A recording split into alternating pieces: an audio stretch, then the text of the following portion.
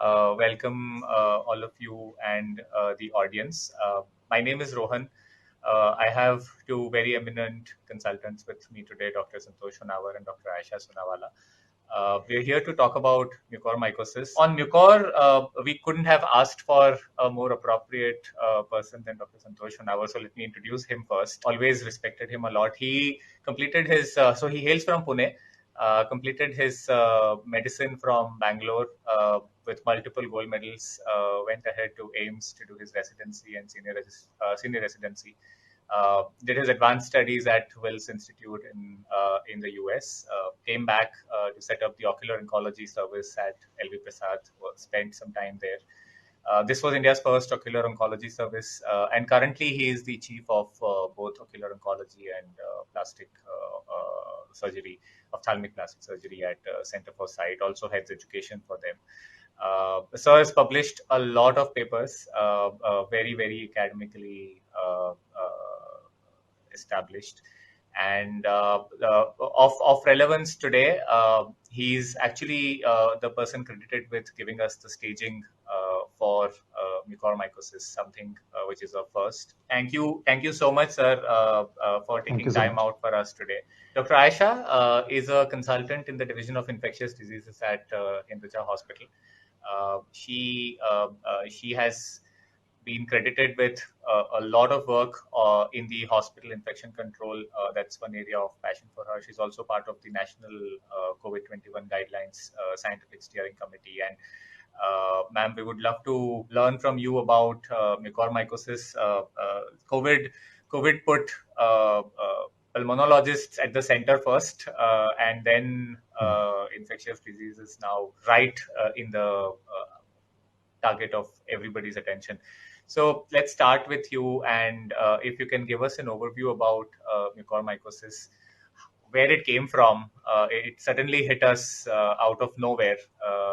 3 months back, no one was talking about it, and now it's sort of again, we are, as in India, we are infamous for it. So if you can just touch upon some things, why it's happening, why India, why mucor, why not other fungi, and then how we detected early clinical features. Then we'll go to Sir for a discussion on rhinocerebral mucormycosis, and then come back to you for pulmonary mucormycosis.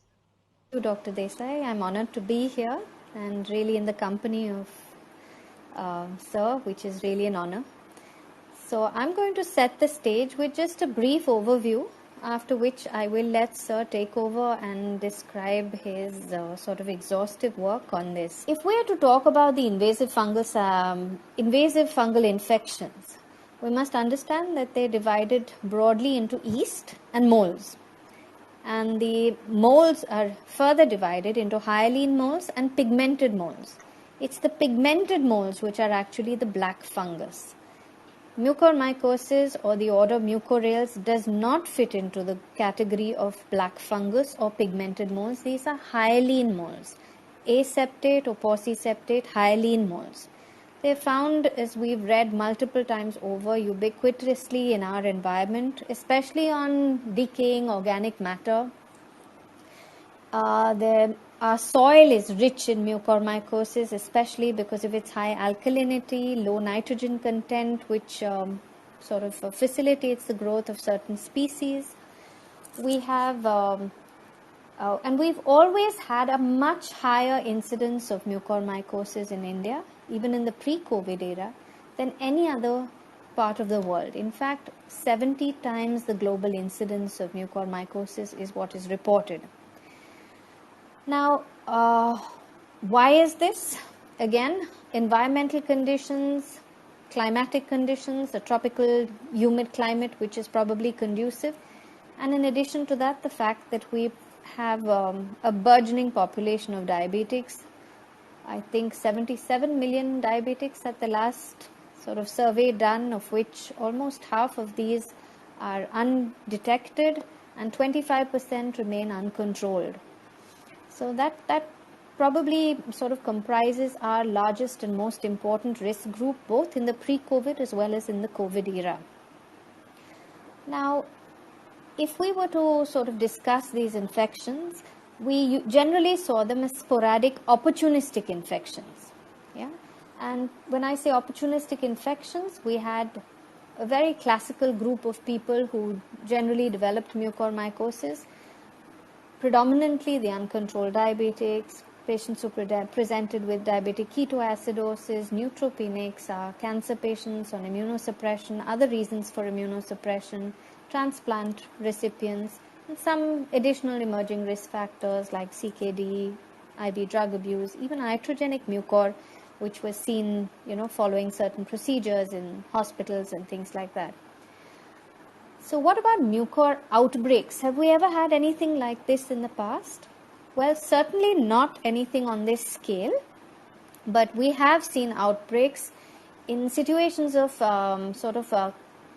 climatic disasters and environmental fallouts like hurricanes and our tsunami, which led to an outbreak of mucormycosis.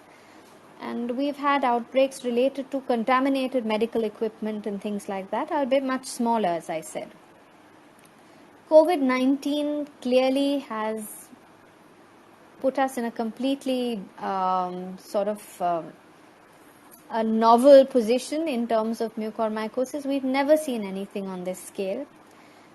There have been multiple theories that have been deliberated upon, including, medical equipment, respiratory equipment, oxygen cylinders, poorly mask hygiene, zinc supplements, various things. None of these hypotheses have actually been, proven in any way. What we do know is that COVID itself seems to be a strong risk factor on its own as a predisposition for mucormycosis, and that is probably because of the immune dysfunction associated with COVID. We also see a lot of other opportunistic infections, in the COVID and the pre-COVID in these patients. We know that COVID itself causes beta cell dysfunction and predisposes to hyperglycemia. The cytokine storm leads to hyperferritinemia, and all these states, in a sense, help the fungal hyperproliferation. In addition to that, we have steroid use, we have the use of other immunosuppressive agents, and clearly this is a recipe for disaster which we are seeing at the moment. If we were to briefly just touch upon the pathogenesis, which is quite an interesting pathogenesis. This is an interesting organism. Again, I will stress it's opportunistic. All of us are probably breathing spores of mucor continuously, throughout the day and throughout most seasons of the year. Spores which are greater than 10 microns actually get trapped in our nasal airways and passages. Those which are less than 10 microns may find their way down to the lungs. But here they are scavenged by functional neutrophils, by macrophages, and all these normal immune defenses actually prevent hyperproliferation. It's when these immune defenses are in any way hampered, either qualitatively or quantitatively, in the presence of certain situations like acidosis, especially ketoacidosis, which again, helps to propagate the fungus, helps to increase free iron in the blood, which really is fodder for mucor. Mucor thrives on free iron in the blood.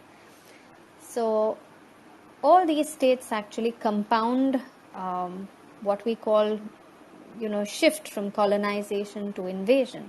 So it begins with endothelial invasion and then goes on to develop tissue necrosis, angioinvasion on one hand in a susceptible host, in a host in whom you can actually abate risk factors.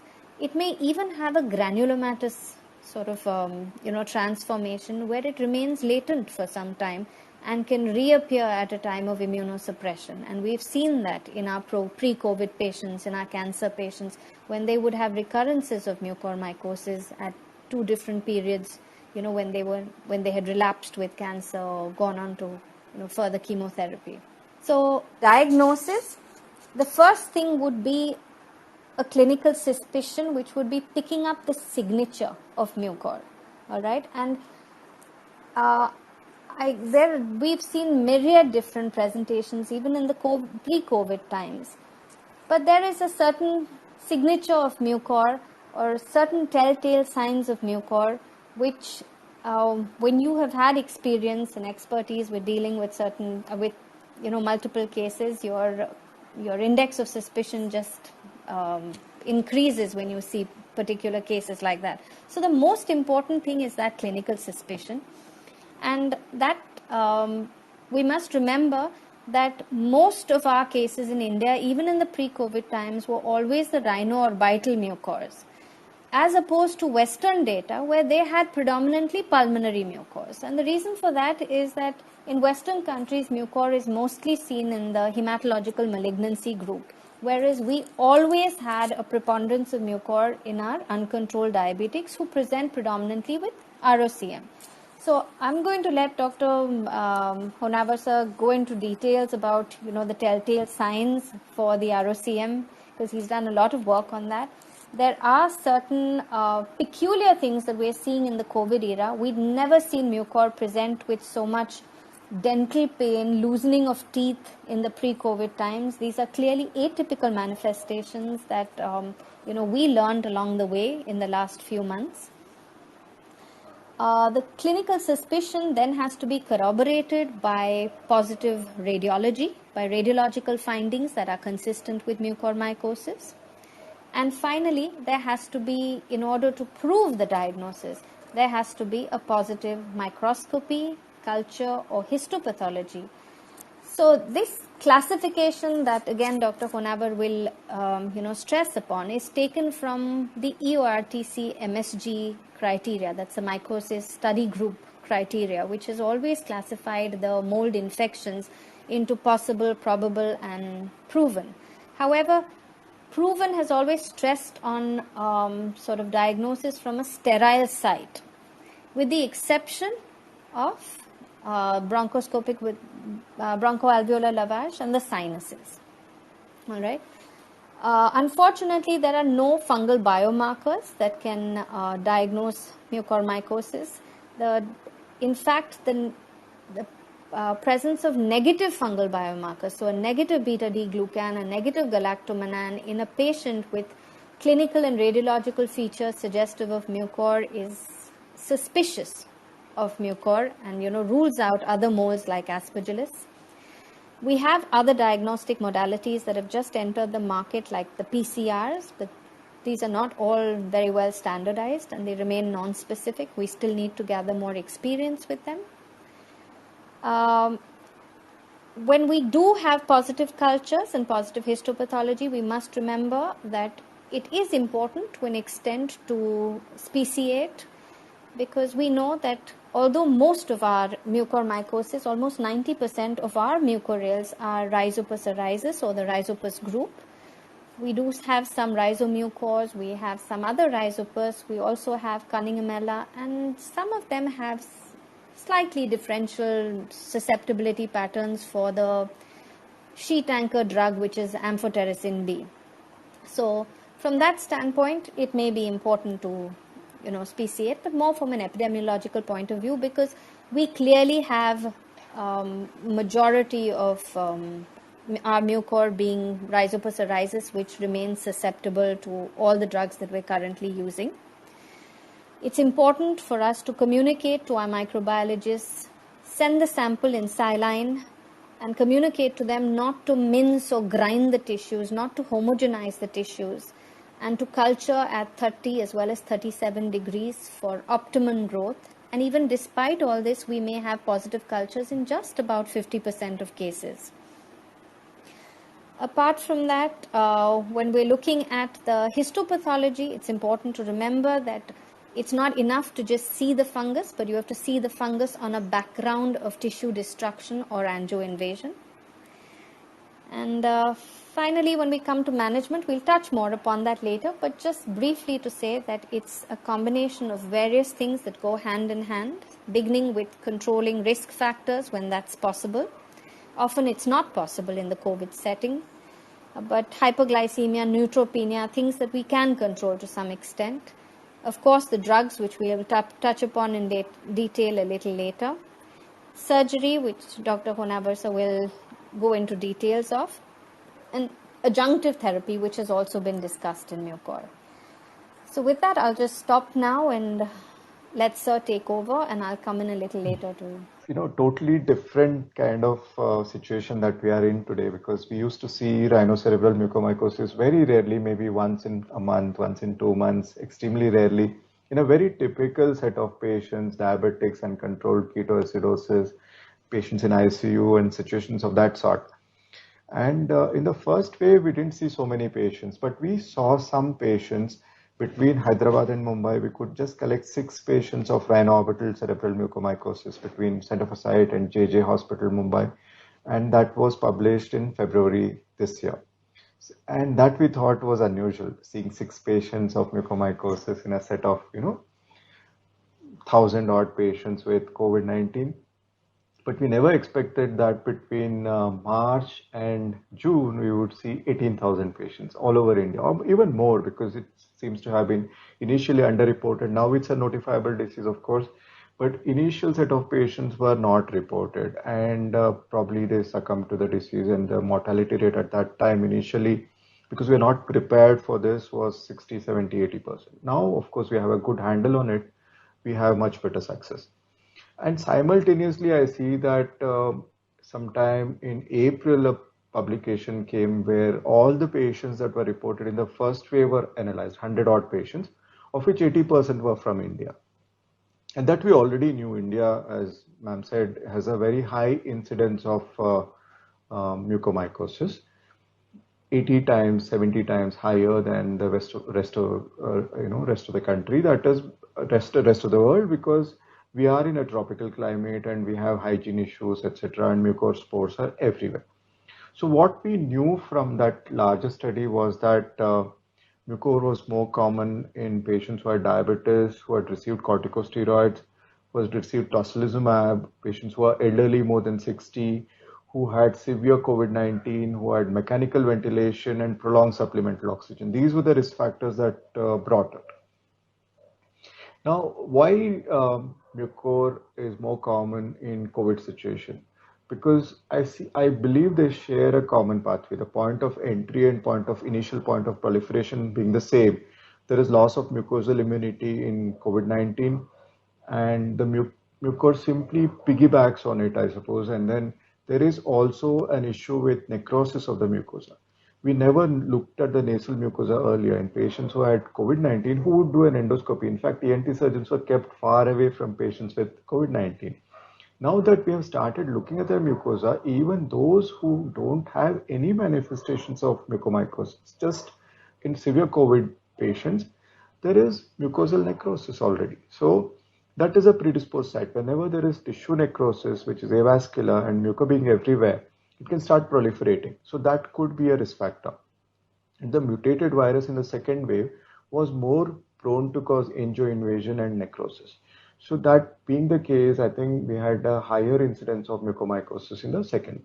And the mucosal immunity that is impaired will also remain impaired for a prolonged period of time. So even when the patient is cured of COVID-19, he can continue to have a bad mucosa out there, and that can get infected. So we have seen patients after 6 weeks, 3 months following recovery. So that is possible. Next is how does COVID get in? I mean, how did mucor get in? Mucor is everywhere.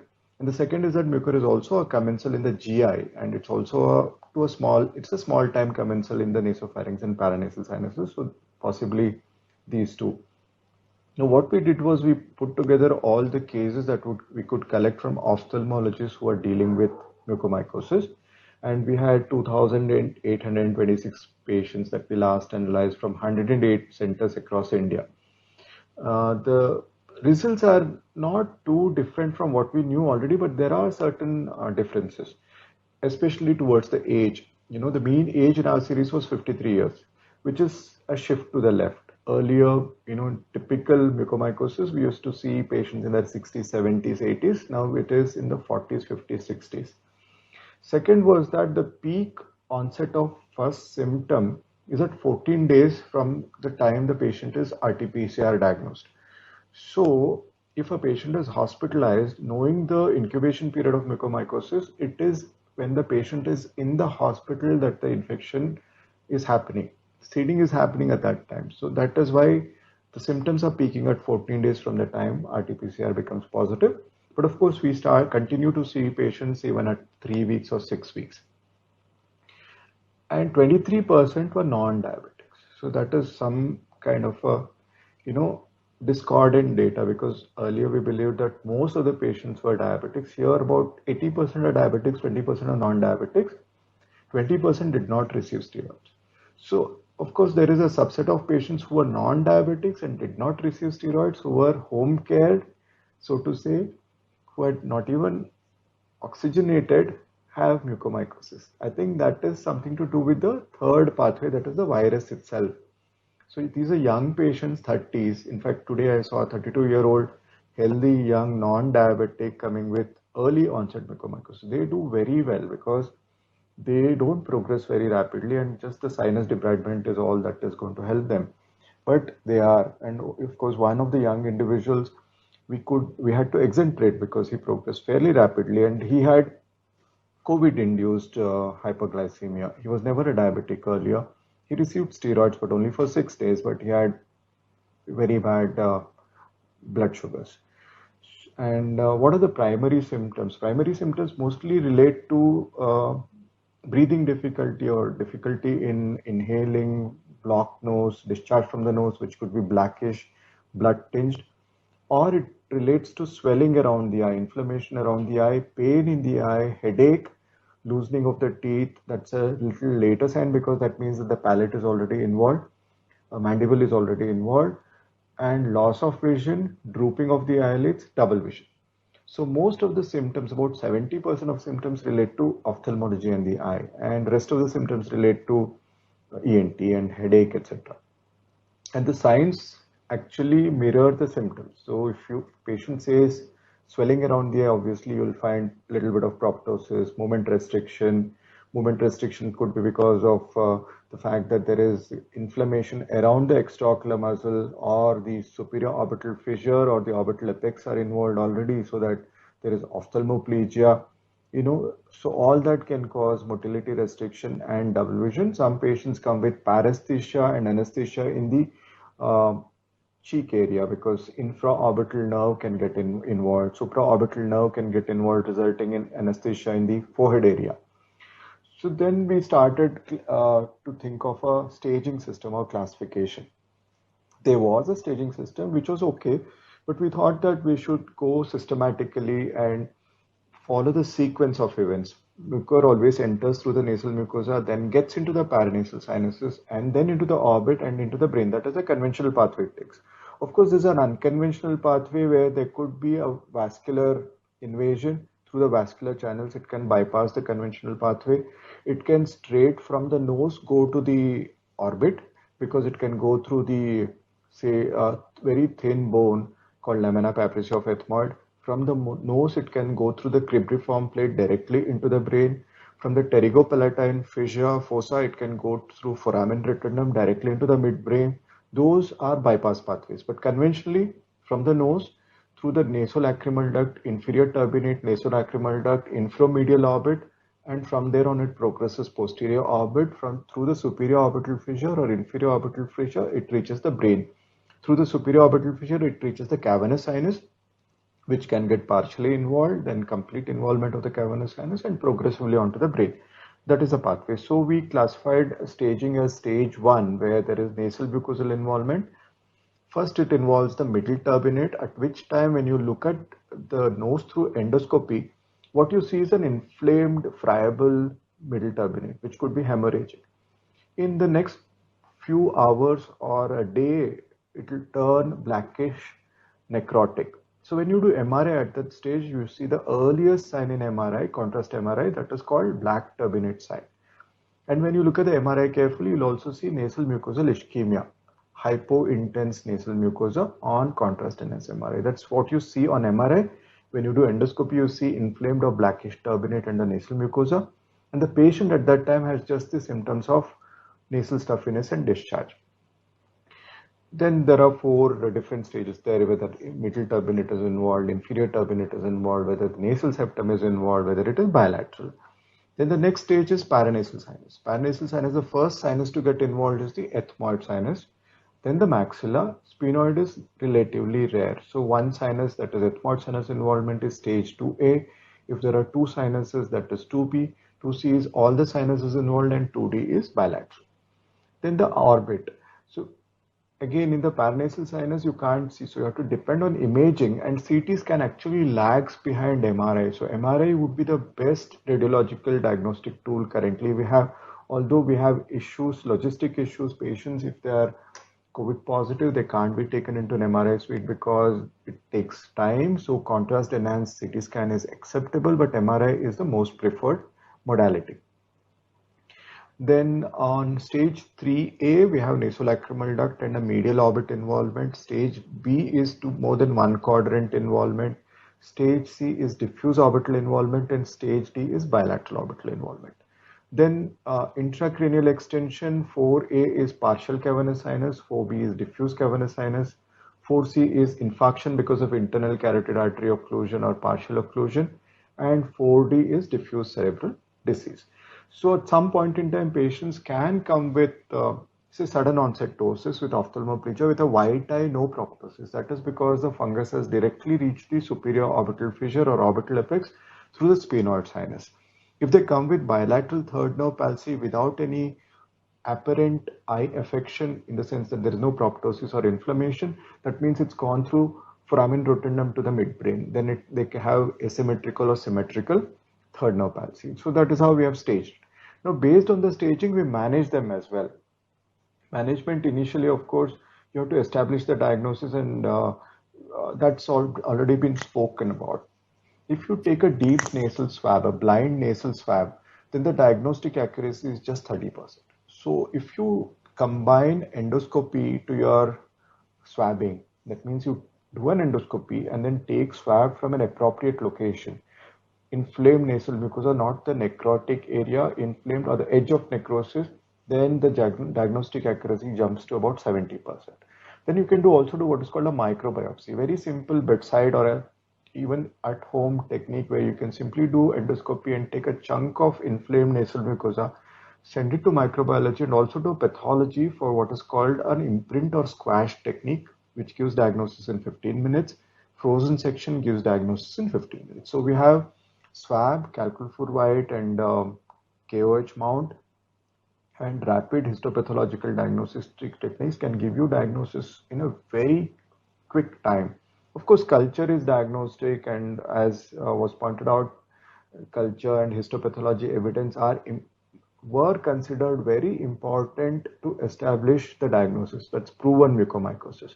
But even if it is probable, possible is only when there is suspicion based on symptoms, but there are no signs, clinically redeemable signs or radiological signs. Possible is when the patient has symptoms in a given setting. Patient has COVID-19, has symptoms, is diabetic, was treated with steroids, has additional clinical signs and radiological evidence. That is good enough for you to start on amphotericin currently, because if you delay it and wait for pathology and culture, etc., then it would be too late.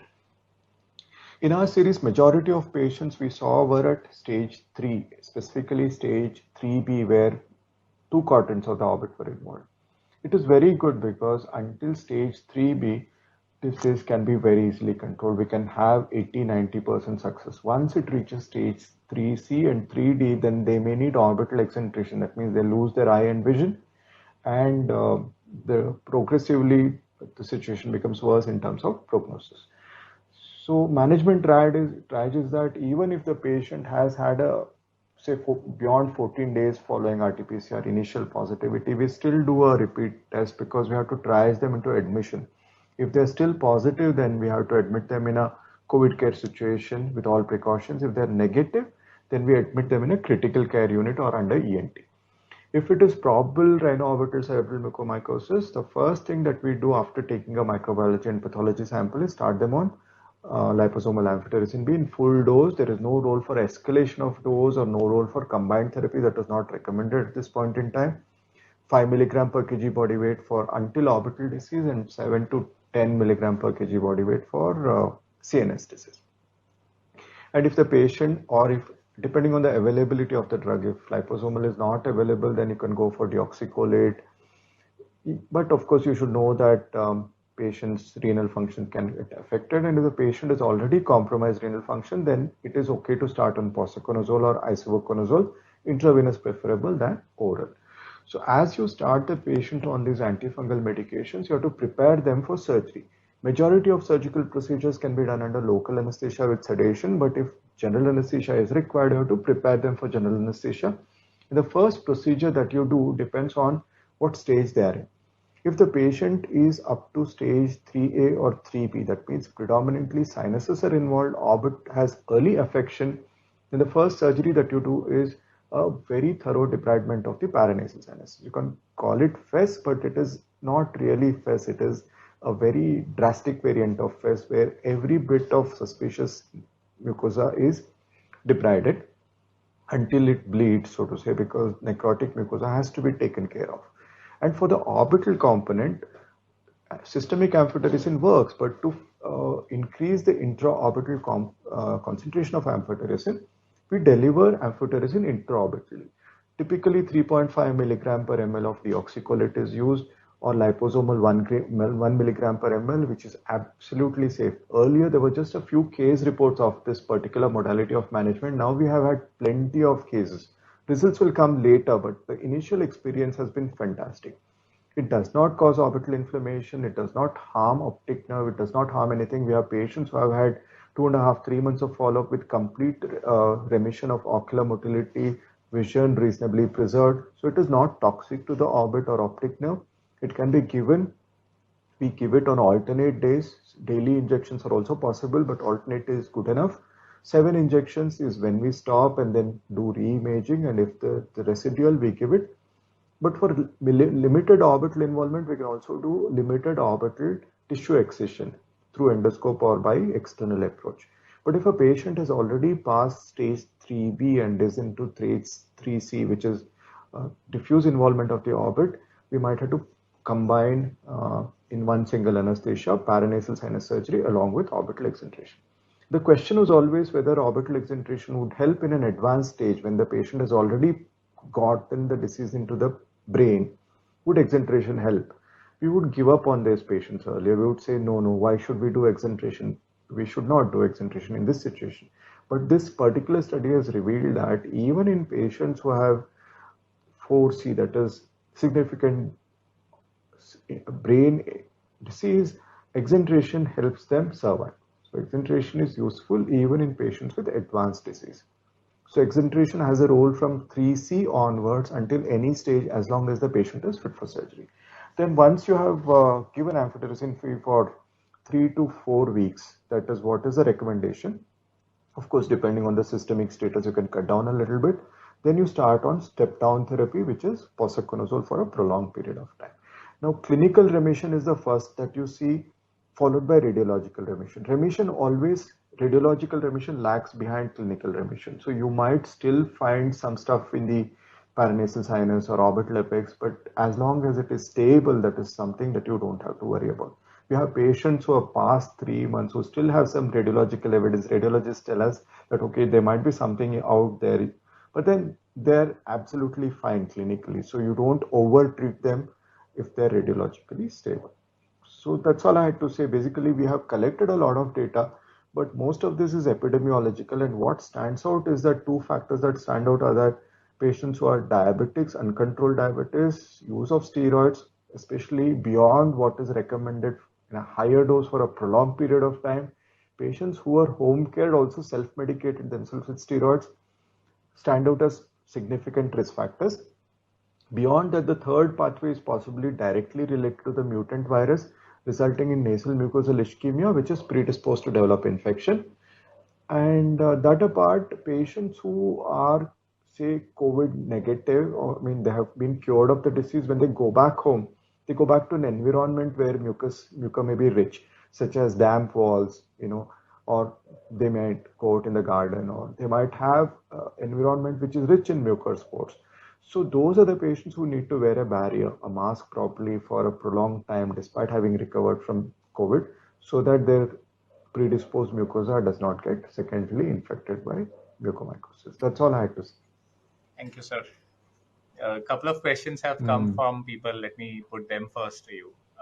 So the first question is, in a peripheral setting, can fluconazole, is it effective if amphotericin is not available? So, And All it's yours. completely intrinsically resistant to all mucorales species. There is some data in a very resource limited setting where you may get away with itraconazole. It has been used in some of the public health centers as well, especially during the period when the other drugs were absolutely unavailable and unaffordable for so many. So itraconazole is still to some extent acceptable, but not fluconazole at all. sure. Related question is, any data on retrobulbar amphotericin B injection, and if that is useful, and if yes, at what stage? Retrobulbar, it is not really retrobulbar, it is intraorbitally. We used to call it retrobulbar. Intraorbital is like it is targeted injection. You can't simply randomly inject the orbit. You have to go to the area where there is radiological evidence of infection. So you go there and inject, and it is very useful, we find, because it kind of prevents orbital exentration in a There's a question if screening, we should be actively screening every diabetic patient who gets COVID. And what is screening? How do you screen? That's overdoing, because as we know, the data, I mean, if you put together the national data on COVID-19 and mucormycosis national data, 1 in 1,000 hospitalized moderate to severe COVID-19 patients got mucormycosis, and those home cared included, 1 in 5,000 got it. So you need to screen for 4,999 patients to get one patient, and your screening may be ineffective because you may not have, when you screen, the patient may not have had anything. So it is, I think, it's too large a number to screen. The medical services will get overwhelmed. So I think we should concentrate on target groups, the high risk groups, and warn patients and families about possible symptoms, warning symptoms, so the so-called red flag symptoms. If they notice any of that, I think they made people scared, but at the same time, the current cases, crop of cases are all early diagnosis. Patients are seeking consultation because they just have a blocked nose. Sir, If have you 10 such seen patients come, any one of them clustering turns out of to have cases? So, mucormycosis, so very minimal. Certain medical facilities have a large number. I think it is to do with hospital air quality control also. I have that suspicion in mind, because there is a difference. I don't know whether that difference is going to be significant, or maybe it relates to the kind of category of patients that each medical facility caters to, you know, what socioeconomic background that may have. Government hospitals catering to a particular set of patients, whereas very clean private hospitals catering to another set of patients. So it may be something to do with that. It may be something to do with air quality control. But oxygen is not to blame, because mycologists tell us that uh, anything, even a humidifier which is contaminated with bad quality water, any spores instances cannot of be person to transmitted. Spores person are to be airborne. transmission, and any special care that doctors have to take when they are No, treating for patients like COVID? Just Fortunately not. just the For routine mucor. mask, double mask. Dr. Madhav Desai is asking if there is any hope for vaccines against MM or fungal infections per se. Uh, Dr. Aisha, So nothing in the offing, but if you were to sort of look deep into the scientific literature and stuff, we know that mucor sort of have something called a cottage receptor, which binds to the human endothelium and the ACE2 receptors and things. And there have been some studies on, working on sort of this cottage receptor with either a vaccine or some kind of antibody or whatever to try and prevent this attachment. That's really in very preliminary and very esoteric. Nothing in the also pipeline at given all. given what Sir's point was on the relatively low incidence, it probably might not even make sense unless you're What vaccinating we very have to high risk understand groups. is absolutely in tertiary care centers feel like we've seen huge volumes, because of a tertiary referral bias. But the ambiguity of the denominator is so much that one really can't tell what the incidence or the prevalence is in this setting at the moment.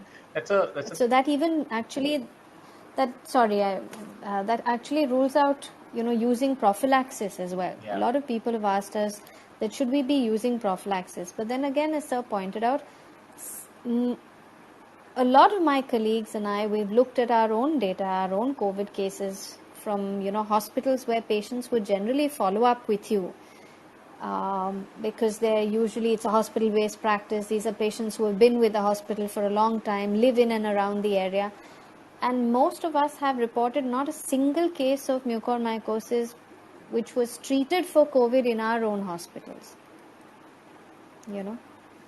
Yeah. So really, there is no role for prophylaxis at the moment either. Taking that thought forward, are there differential diagnoses which you can give us which are far more likely to be the cases? I mean, you see, I've spoken with friends and family members having headache and then very worried about it being mucor. Something very similar to what happened in COVID also. In the early days, it was clearly, in all guidelines that running nose was not associated with COVID, at least in the first wave. But people still with sneezing confused it with COVID instead of normal flu. So in the case of mucor, given the symptoms that it presents with, are there certain differential diagnoses which are more likely, just given the numbers? So just as sir said, we have most people who just present with an early sensation of a blocked nose, and most of these will be benign sinusitis, just a little rhinitis, allergic, post COVID, as he said, and most of them will just be benign and nothing really. Some of them may have a bacterial sinusitis, respond to a small short course of antibiotics, which is usually given by the ENT surgeon. We have seen a lot of concomitant bacterial infections. I think sir will bear me out there. Most of our samples have actually grown concomitant bacteria, and unfortunately, because these patients have received so many courses of antibiotics before they were diagnosed with mucor, most of the infections that we've diagnosed are multi-drug resistant, or sometimes even practically pan-drug resistant, and we have a huge challenge in trying to treat these patients with different therapeutic modalities, antibiotics, concomitant, sort of additive nephrotoxicity of drugs and things like that. So yes, a lot of bacterial sinusitis when we're talking about the rhinosinusitis, and other moles like Aspergillus, which are also equally ubiquitous and very, very common. So in our series, or in my experience, I would say half or more than half of all our mucors have had concomitant Aspergillus isolated. Now, whether it's invading or it's just colonizing, just part of the colonizing flora, is difficult to tell. But yes, it's there.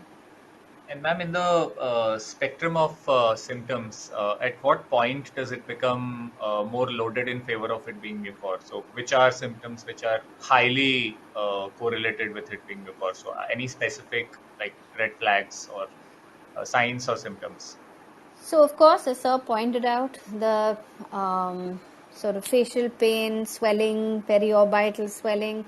When you see the classical signs of the proptosis, chemosis, loss of vision, it's already too late.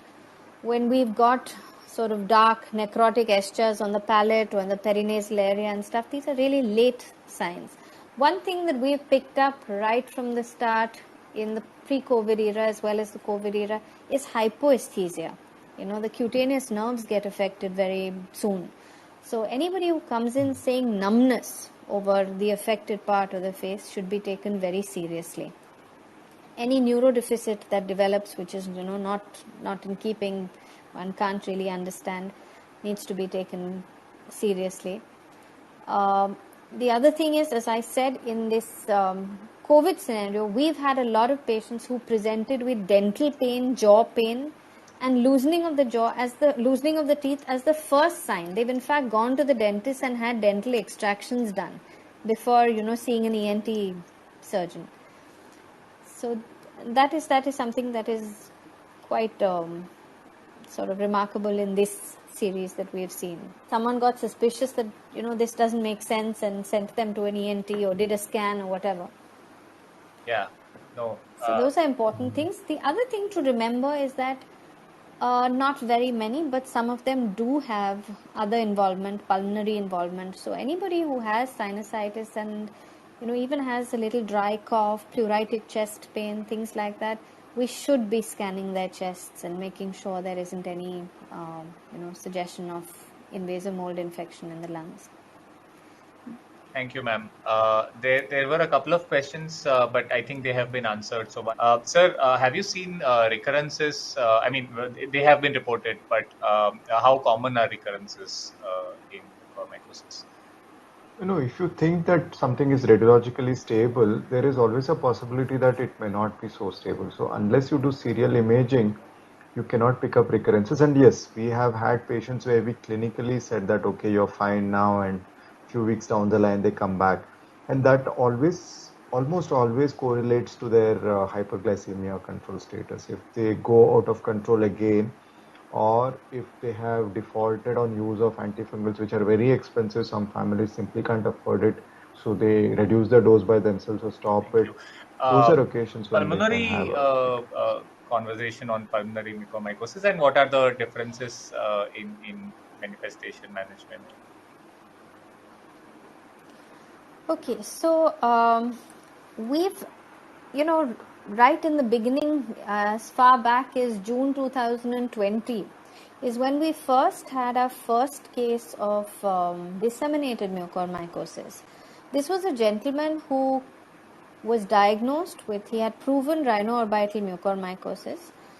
He came in for treatment, and preoperative COVID swab was done as just part of protocol, and he was incidentally detected to be COVID positive.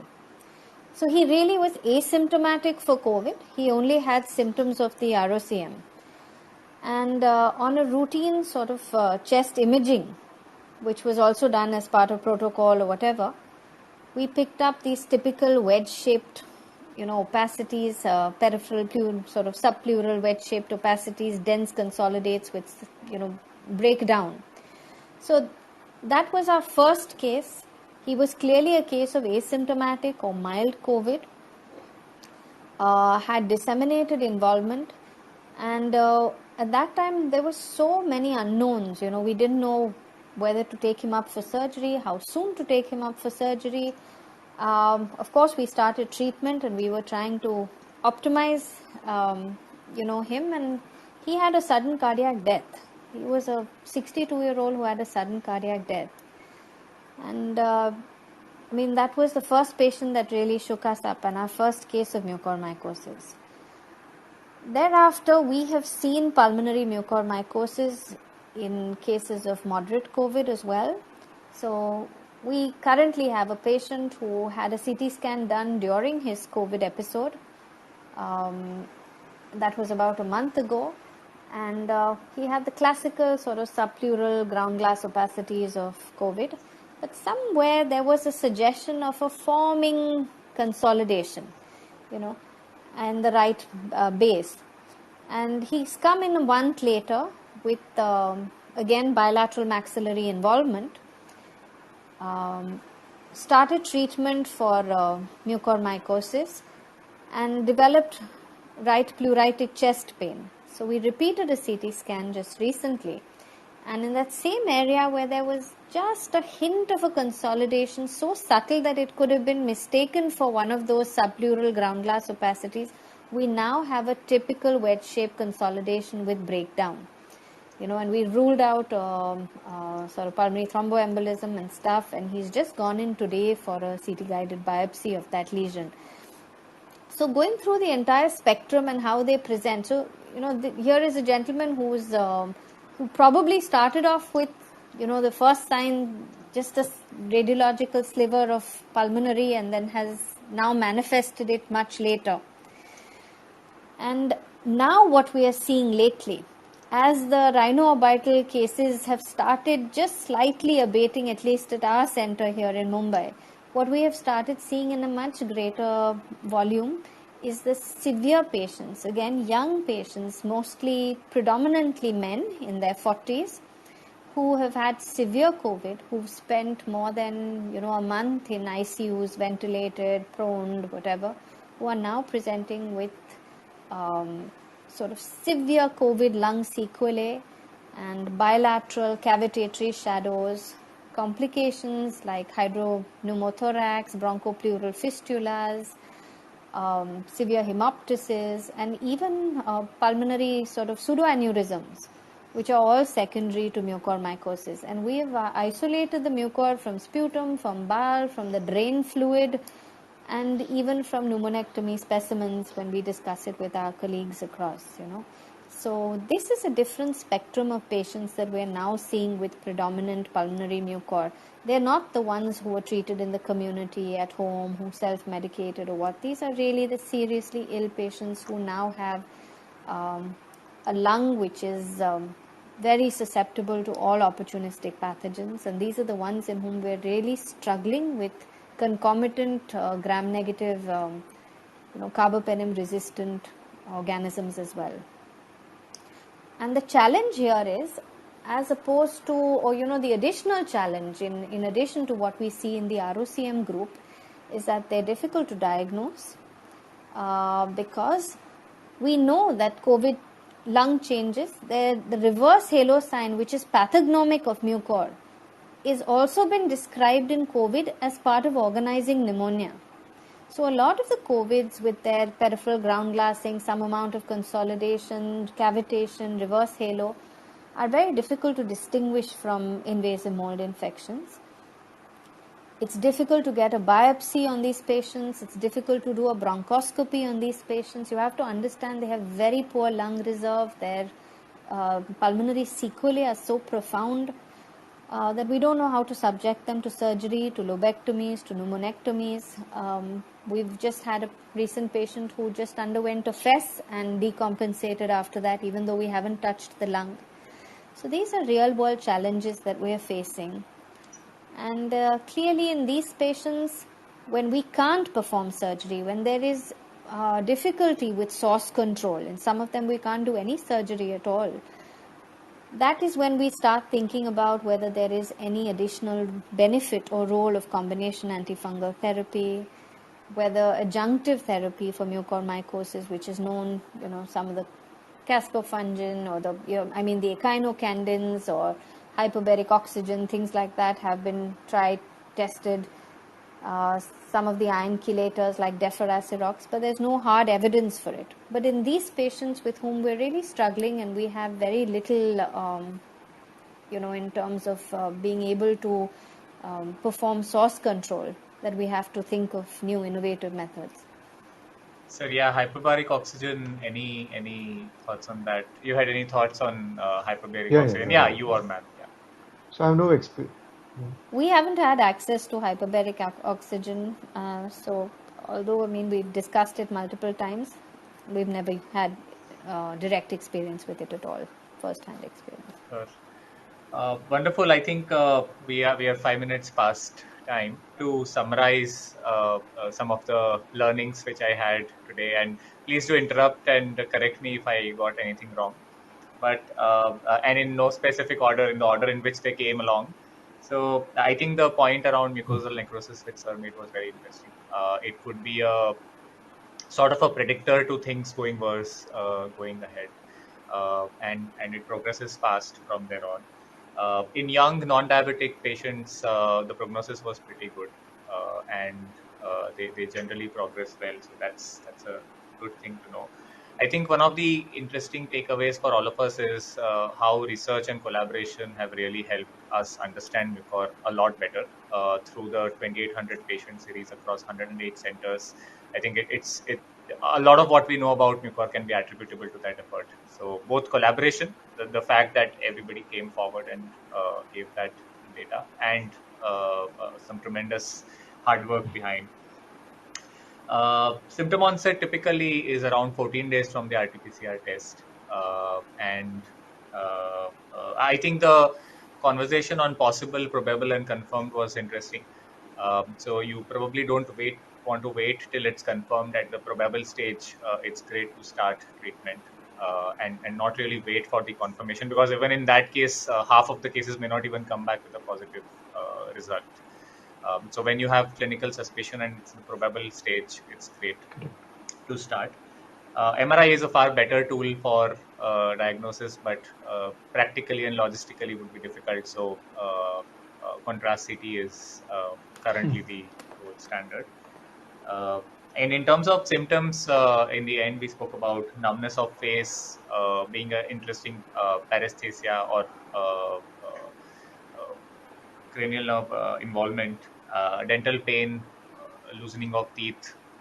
Some of these are atypical symptoms. So the dental pain, etc., were not part of mucor presentations before COVID. And the numbness of face are something which can actually give you an early sign of mucor. But otherwise, overall mucor is fairly low incidence, and we probably don't need any prophylaxis or mass screening exercises around it. But we just need to be very careful about what symptoms are indicative of it and the context of the patient, especially diabetic, uncontrolled, on steroids, immunocompromised. So and exandration, even in advanced cases, has given survival benefits. So this was something which earlier was not thought to be true.